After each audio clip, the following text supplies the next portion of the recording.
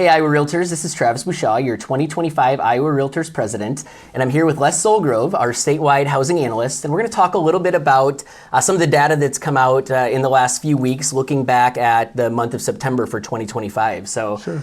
Some of our data doesn't match the rest of the country right now because Iowa's looking pretty good, and we discussed just a minute ago, both closed sales, median sale price seems to be appreciating faster than the rest of the country. What are some of those key points that you think are great talking points right now when someone says, and again, this is the entire state, and we can take it down to the local level, but how's the market? How's housing in Iowa? Yeah, you know what, I would say that the market is fairly steady right now. I wouldn't say we're in recovery anymore. We've kind of recovered. Median sale price year over year is up about 6.5%, which way better than what we're seeing nationally right now. So that's fantastic. And it's not a huge jump, but it's also it's confidence for the sellers out there, and it's also, I want to say, in a way, confidence for home buyers, knowing that they're not going to get priced out of homes either. So. And again, we shouldn't see appreciation in double digits. I mean, that's not been historically a trend, and it's not what's good for.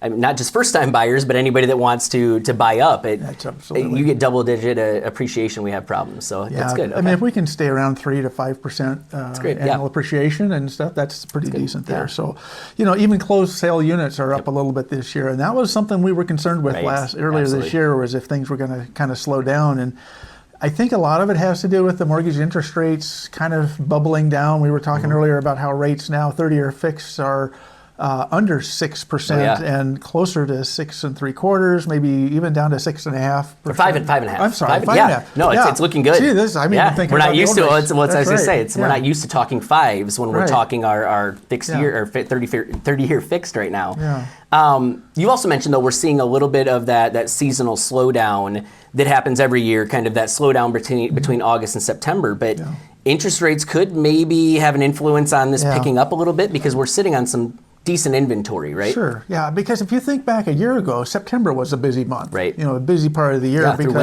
because they were talking about the interest rates coming down, then they dropped, the Federal Reserve rate came down, and that gave the mortgage bankers some confidence, but rates went back up in October, November.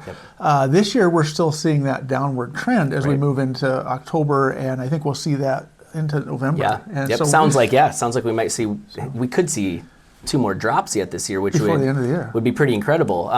It also, you'd mentioned that days on market's increased. New listings are actually still up year over year, and so that's giving us, if we're getting new listings is up and our days on market is up, I'm assuming our active inventory then is also increasing year over year. It's a combination of more inventory is coming on the market, but more so the fact that homes are selling slower than they normally do, and that's just, again, normally post-pandemic. Yeah, post-pandemic. Right? I mean, it's still fantastic when we talk days on market. I'm going to be really old here, but back in 1990, the average days on market was 90 days. Yeah.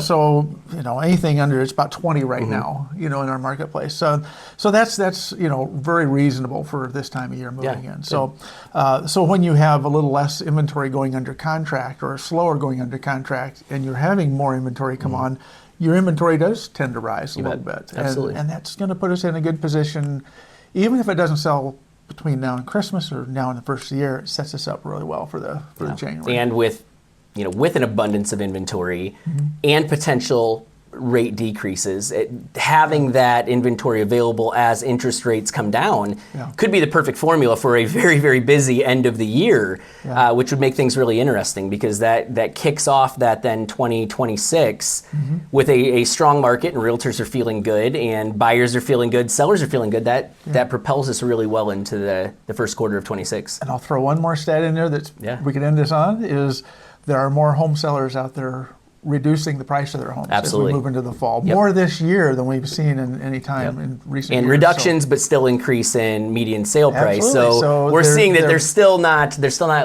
losing money on this. They're still coming out way ahead. So great for sellers. Entirely possible for 2 things to be true at the same time. Absolutely. Well, thank you, Les. I appreciate it. You're welcome. Thank you.